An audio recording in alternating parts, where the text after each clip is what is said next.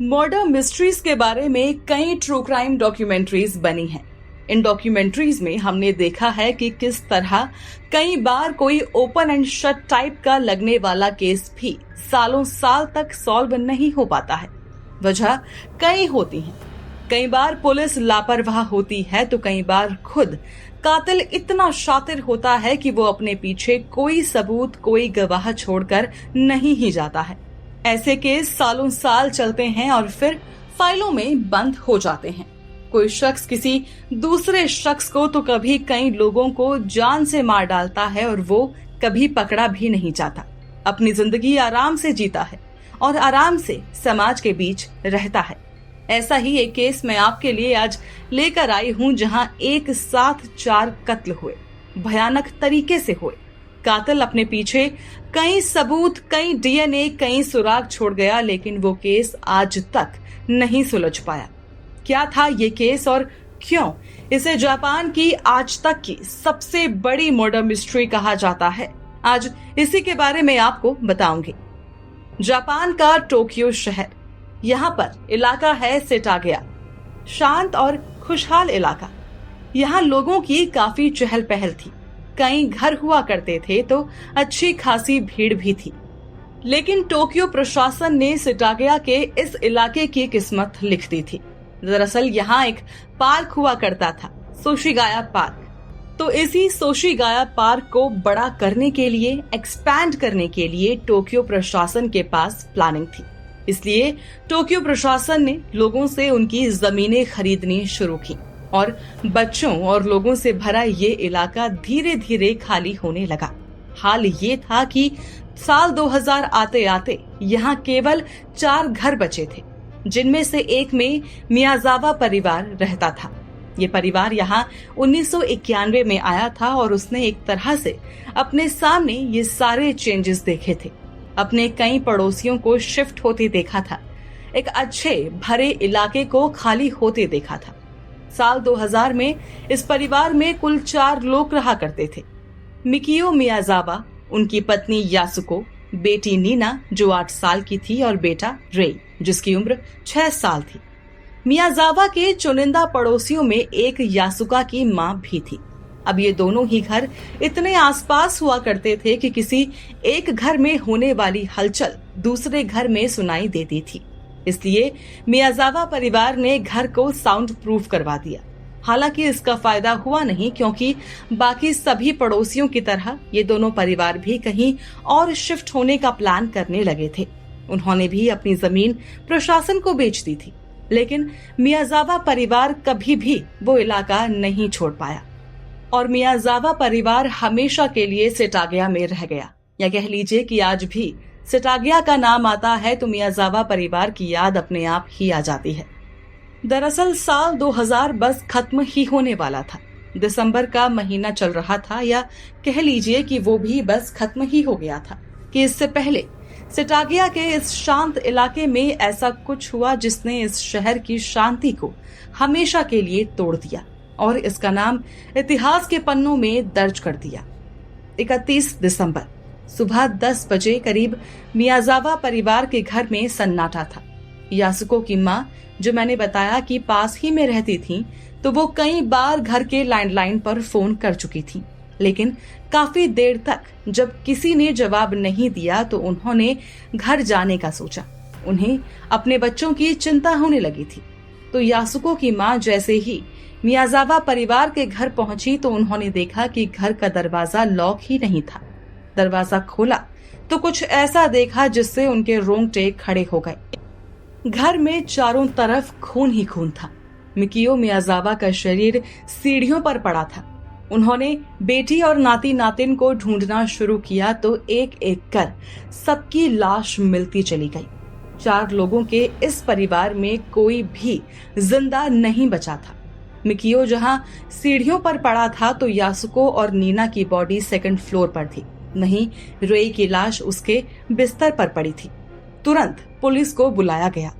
इतना वायलेंट, इतना खतरनाक और इतना खूंखार क्राइम इस शहर ने पहले कभी नहीं देखा था। तो जैसे ही पता चला कि एक साथ 4 लोगों का कत्ल हुआ है तो ये बात हर जगह फैल गई। तो पुलिस मौके पर पहुंचती है और छानबीन शुरू करती है। बॉडीज को पोस्टमार्टम के लिए भिजवाया जाता है। अब क्राइम सीन देखकर खुद पुलिस हैरान थी। हर जगह सिर्फ खून ही खून था। इस तरह का मंजर खुद पुलिस पहली बार देख रही थी। लेकिन पुलिस को एक बात की तसल्ली थी कि इस क्राइम सीन पर काफी सबूत, काफी सुराग थे जो उन्हें कातिल तक पहुंचा सकते थे। मौकाए वारदात पर कातिल के फिंगरप्रिंट, फुटप्रिंट, उसके खून के धब्बे, यूज किया हुआ एक तौलिया, कुछ कपड़े, एक बैग और कुछ और सामान मिला था। इधर पुलिस सारे सुराग इकट्ठा करती है तो दूसरी तरफ पोस्टमार्टम रिपोर्ट भी आ जाती है। पता चलता है कि क्राइम सीन जितना भयानक था उससे कहीं ज्यादा भयानक तो वो कातिल इन लोगों के साथ करके गया था। पता चला कि इस कातिल ने सबसे पहले घर के सबसे छोटे बेटे 7 साल के रेई को मारा था। रेई सो रहा था जब उसका गला दबाया गया था। रेई के ही कमरे में इस कातिल के सबसे ज्यादा फुटप्रिंट्स मिले थे। इसके बाद कातिल ने सबको मारने के लिए चाकू का इस्तेमाल किया जो खुद इसी घर से उसने लिया था। तो इस हत्यारे का दूसरा शिकार मिकियो मियाजावा बने, जो उस वक्त शायद पहले फ्लोर पर कुछ काम कर रहे थे। मिकियो की थाइज, दोनों हाथ और छाती पर बुरी तरह से वार किया गया था। आखिर में इस कातिल ने माँ बेटी यानी यासुको और नीना को शिकार बनाया। बताया गया कि दोनों भी उस वक्त सो ही रही थीं जब कातिल ने उन पर हमला किया। रिपोर्ट्स बताती हैं कि इसने दोनों के चेहरे और गर्दन पर हमला किया था, लेकिन चाकू के टूट जाने के कारण वो घर के किचन में दोबारा गया और दूसरा चाकू लेकर आया। बताया जाता है कि इस दौरान शायद माँ बेटी ने भागने की कोशिश की होगी, लेकिन कातिल ने उन्हें पकड़ लिया और फिर मार डाला। ऑटोप्सी रिपोर्ट बताती है कि आखिर में घर की छोटी बेटी 8 साल की नीना मारी गई थी। इस कहानी का कातिल अगर आपको अब तक सनकी नहीं लग रहा है, खूंखार या पागल नहीं लग रहा है, तो अभी इसके सनकपन की आधी ही कहानी आपने सुनी है। दरअसल ये सब कुछ करने के बाद, यानी 4 लोगों को इतनी बुरे तरीके से मार डालने के बाद इस कातिल ने किचन में फ्रिज से निकालकर आइसक्रीम खाई, फिर थोड़ी देर बाद अपने लिए बार्ली टी बनाई। ये कातिल जिस वक्त अपने लिए खाने पीने का सामान ढूंढ रहा था तो उसी टाइम उसे एक बैंडेड दिखा जिसे उसे अपने हाथ में लगा लिया, जो हमला करते हुए शायद कट गया था। आइसक्रीम और चाय के बाद ये शख्स इस घर में घूमता रहा, वो घर जो खून से सना था, जहां 4 लाशें पड़ी थी। रिपोर्ट्स बताती हैं कि इसके बाद इस कातिल ने पहले फ्लोर से मियाजावा परिवार के कई डॉक्यूमेंट्स निकाले और उन्हें बाथटब में डाल दिया। इसके अलावा यासुको के 2 हैंडबैग, मिकियो का वॉलेट, घर की चाबियां और कई बाकी डॉक्यूमेंट्स भी उसने वॉशरूम में फेंक दिए। इसके बाद बताया जाता है कि वो नहाया भी और उसने अपने शरीर पर लगे धब्बों को तौलिए से साफ किया। फिर रात करीब 1:10 पर उसने मिकियो का कंप्यूटर यूज किया और एक नया फोल्डर बनाया। यानी एक बात साफ थी कि रात 1:10 तक ये कातिल उसी घर में था। तो पुलिस के सामने केस था और ढेर सारे सबूत थे। पुलिस अब जांच में जुटती है, लेकिन जैसे जैसे ये इन्वेस्टिगेशन आगे बढ़ती है, पुलिस फिर से आकर वहीं खड़ी हो जाती है जहां से इस केस की जांच होनी शुरू हुई थी। पुलिस पहले तो यही पता नहीं लगा पाती है कि कातिल आखिर कहां से घर में घुसा था। पहले तक कहा गया कि शायद वो किसी खिड़की के रास्ते घुसा होगा, लेकिन इसे लेकर सबूत ही नहीं मिले। फिर बात आई कि हो सकता है कि ये शख्स परिवार का कोई जानकार रहा हो जिसे इतनी रात गए भी घर में आने दिया गया हो, लेकिन इस थ्योरी को लेकर भी सही से कोई सुराग नहीं मिला। अपराधी का खून जो क्राइम सीन पर मिला था उसे चेक किया गया तो ये ब्लड ग्रुप ए था।